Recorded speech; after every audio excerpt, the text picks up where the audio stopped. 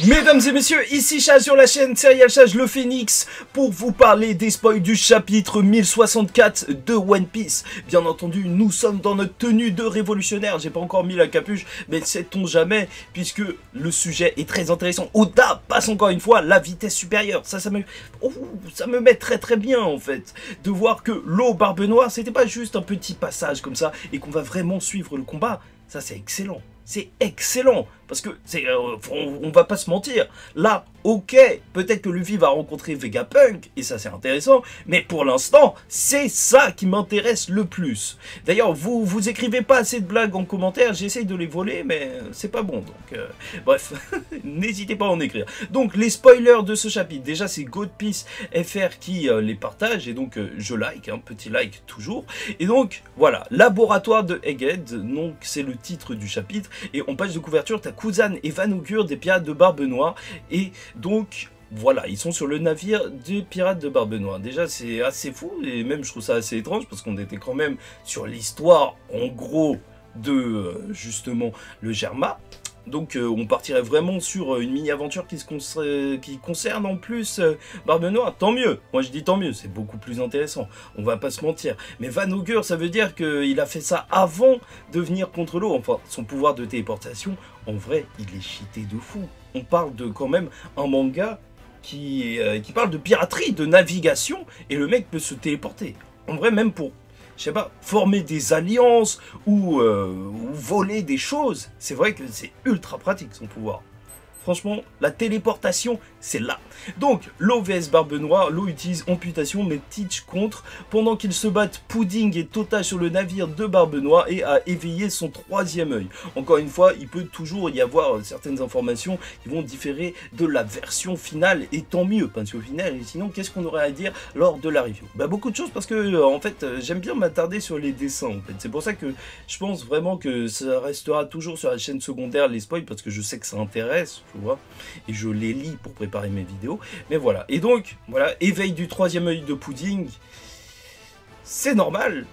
C'est normal, oui, c'est normal. En même temps, le personnage, il servait plus ou moins à ça, mais en plus, les Mugiwara, ils peuvent avoir cette volonté de sauver Pudding, vu que tout ce qui s'est passé par rapport à Sanji, au final, tout le lien qu'il y a, même si elle lui avait effacé la mémoire. Franchement, là, Barbe Noire enchaîne les actions contre le film. Donc Pudding a confirmé que Big Mom est morte. Et pour moi, c'est ça, le chapitre, il tient en ça. Et ça me fait mal. Ça me fait mal. En fait, j'y reviendrai lors de la review, mais j'ai du mal à croire que Big Mom est morte, malgré tout ce qui s'est passé. Mais je rentrerai sur les détails lors de la review, parce que je pense que Oda est juste, il a juste tellement bien introduit les Yonko qu'on les pense invincibles. Donc les pirates de Barbe Noire et l'eau se battent, ok. Akainu, et ça c'est intéressant, l'équipage de l'eau, parce que pour l'instant on connaît rien du tout d'eux, donc ça j'ai très hâte de voir ça. Akainu a entendu parler du combat en cours entre l'eau et Barbe Blanche, quoi? Hey, je crois qu'il s'est trompé. Et Barbe Noire sur Winner Island. Donc oui, de toute façon, l'île où il y aura le winner. Et à Egg Island, la rage de Bonnie a changé l'âge du groupe de 4. Je sais pas ce que ça veut dire. L'âge du groupe, ils sont devenus plus vieux, plus jeunes. En vrai, ça me fait énormément penser à Punk Hazard. Je pense que voilà, ça y est, il y a le parallèle qui est fait. Et donc, en gros, la saga des 4 empereurs, c'était avec Punk Hazard, tu vois, le début. Donc là, on partirait sur la saga finale qui commence avec Vegapunk et qui terminera sur le One Piece, sûrement. Ou peut-être qu'il y aura une dernière saga en mode One Piece, tu vois. Là, ce serait incroyable. Bon, donc, Akainu qui en entend parler, heureusement, parce que là, Akainu, en vrai, je veux pas dire, mais il bouge pas assez, bon. Il bouge pas assez vu tout ce qui est en train de se passer, parce que au final, là, la marine, ok, le monde a changé, ok, tout est différent, mais la marine, qu'est-ce qu'elle fait? Elle envoie des randoms qui vont même pas attraper les pirates. Donc jusque-là, je suis pas trop convaincu par l'action de Akainu en tant qu'amiral en chef, mais après, je ne suis pas son patron, tu vois. C'est pour ça que je vais m'arrêter là, et en plus, aujourd'hui c'est la grève. Je vais pas faire le mauvais patron ou je sais pas quoi. Non, non, non. 18, on est le mardi 18, la grosse grève. Aucun rapport avec la vidéo, mais quand même, il faut contextualiser, sinon on comprend pas. Donc, Bonnie dit à Kuma que Kuma a été condamné à la prison à vie à l'époque. Elle dit également que Kuma appartient à une race spéciale. On dit les termes ou pas?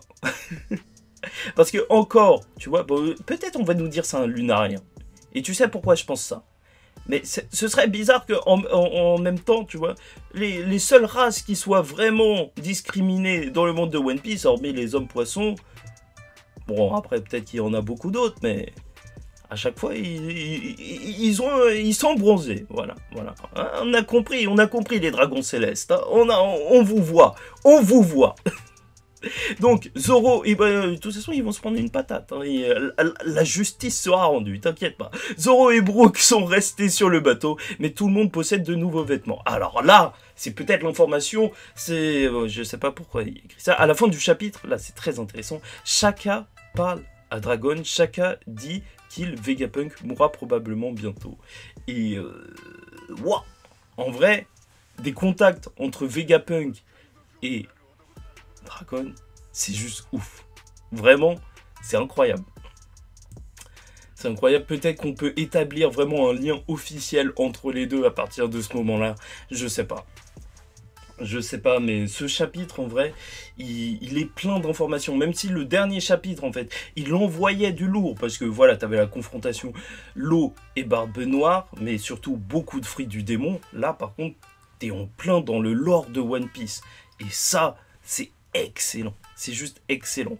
Et j'y reviendrai lors de la review, bien entendu, mais pour moi, Vegapunk, c'est sûr qu'il va vraiment mourir lors de cet arc. Le dernier arc, il a fait tomber les Yonko, et en plus, on nous dit bien qu'ils sont morts.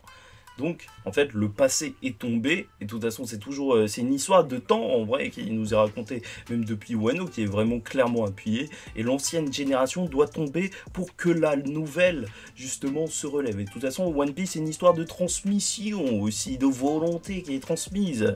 Oui, bien évidemment.